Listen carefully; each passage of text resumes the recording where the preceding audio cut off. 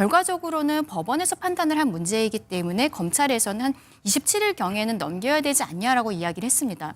근데 오늘이 23일이거든요. 근데 공수처에서 최대한 수사 본인들이 한 열흘 정도 할 거라고 이야기한 거를 다 채우지 않을까라고 예상이 있었음에도 불구하고 그동안에 공수처의 수사 무용론 계속 나오지 않았습니까? 특히 마지막에는 대통령이 첫 번째 헌법재판 그저께 있었던 헌법재판소의 탄핵 심판 이후에 구치소로 바로 간 것이 아니라 진료를 위해서 병원을 들렀던 것에 대해서 처음에는 공수처가 몰랐었다라는 형태로 얘기를 했었는데 또 알고 보니까 알고 있었는데도 갔다. 그러니까 결과적으로 보여주기식이 아니냐라는 이야기들이 나오고 있는 것이죠. 그리고 처음에 체포영장을 받을 때에도 수사권 논란이 있었음에도 불구하고 서부지방법원에서 받았고 또 문제가 되었던 형사소송법 배제 규정이 들어가 있었던 것이 공수처가 요청을 했었다라고 알려지고 있습니다.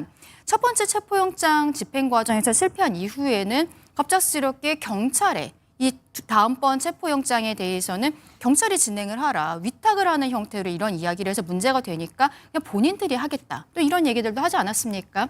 공수처가 대통령에 대해서 뭐 강제 구인이라든지 이런 형태의 좀 피해자의 인권도 맞지 않고 그리고 조사 과정에 있어서도 굉장히 좀 허술했던 부분들이 국민들께서 보시기에도 공수처 수사 무용하다라는 생각들을 가지게 됐었던 것이죠. 네.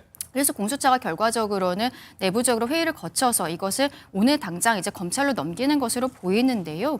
검찰 측에서도 기존에 이야기를 했던 게 공수처에서 넘어오는 자료들에 대해서는 본인들이 보지 않고 스스로 판단하겠다라고 이야기를 하고 있는 부분들이 있습니다. 지금 서로 수사기관들 간의 알력 다툼처럼 보이는 것들이 해결이 되지 않았는데 여기에 대한 책임감으로서 공수처가 오늘 이 기록을 송부하는 것을 넘어서서 좀 어떠한 다른 형태의 책임도 필요한 것이 아닌가라고 생각합니다. 네.